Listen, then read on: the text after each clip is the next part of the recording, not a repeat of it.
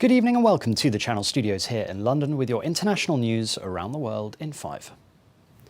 2 Belarusian coaches have lost their Olympic accreditations after allegedly attempting to force an athlete to leave the Games in Tokyo. The International Olympic Committee has confirmed that Artur Shimak and Yuri Maisevic have left the Olympic Village. They ordered the Olympic athlete KRYSTSINA to fly home, which she refused to do. Belarus says Ms. Timanovskaya was removed from the national team because of her emotional state, but the 24-year-old said she was removed because she criticised her coaches. The athlete has been granted a humanitarian visa in Poland, where she is waiting for her husband to join her. My husband, he's already in a road by car to the Poland, so I will wait him today in the evening. He will be here, maybe with me, so I just waiting to him. When I was in Olympic Village, some coach and some men from our team, they come to my room and they say that I should say that I have some injury and come back to home. If I will not do it, then I can get some problem in my country, and they don't know which one problem, but after this day, they also come to my room and they say that I have no chance to run 200 meters and I should to come back to home. Greece has carried out mass evacuations overnight in the northern suburbs of Athens and on the nearby island of Evia as huge wildfires continue to rage. Smoke continues to hang over the Greek capital and gale-force winds are feared to help fan the flames. Firefighters from France, Switzerland, Sweden, Cyprus and Romania are all helping to tackle the fires. The Prime Minister of St Vincent and the Grenadines has been hospitalised after being injured at a protest against a proposed vaccine mandate. Here comes the Prime Minister. I think this is what they were waiting for. Ralph Gonsalves was walking through a crowd of demonstrators outside Parliament when he was hit in the head by a stone. Footage shows the Prime Minister bleeding as he was rushed away from the scene. He has been flown to nearby Barbados for treatment. The US has called on Iran's new president to return to talks on reviving a historic nuclear deal.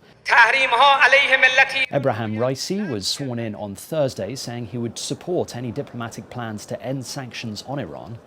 A spokesman for the US State Department warned that the window for diplomacy would not remain open forever. Footage has been released showing the historic California gold rush town of Greenville in ruins after one of the state's largest wildfires burnt the city. Videos from the scene show tall trees and structures burning, as well as burned cars and remains of buildings. There have been no reports of deaths or injuries so far. The 3-week-old Dixie Fire is now the 8th largest in state history. President Joe Biden has announced that thousands of Hong Kong residents would be offered a temporary safe haven in the US. Mr. Biden said that because Hong Kong's freedoms were being violated by China, the US would allow visitors to stay for a period of 18 months. China has reacted angrily to the announcement, describing the decision as a gross interference in Hong Kong's internal affairs. There have been celebrations aboard the German NGO rescue ship Sea-Watch 3 after it was finally assigned a port in Sicily. There were jubilant scenes as the 257 migrants were told the news. The humanitarian ship was one of 2 rescue boats that pulled 394 migrants from a dangerously overcrowded wooden boat in the Mediterranean overnight last week on Sunday. South Africa's jailed former president has been admitted to hospital less than a week before he is due in court. The South African Prison Department said a routine examination at the jail in KwaZulu-Natal, where Jacob Zuma is being held, prompted the authorities to take him to hospital outside the prison for further observation. And finally, the Guinness World Record for the oldest female powerlifter has been broken by Edith L. Murway, who will turn 100 years old this weekend.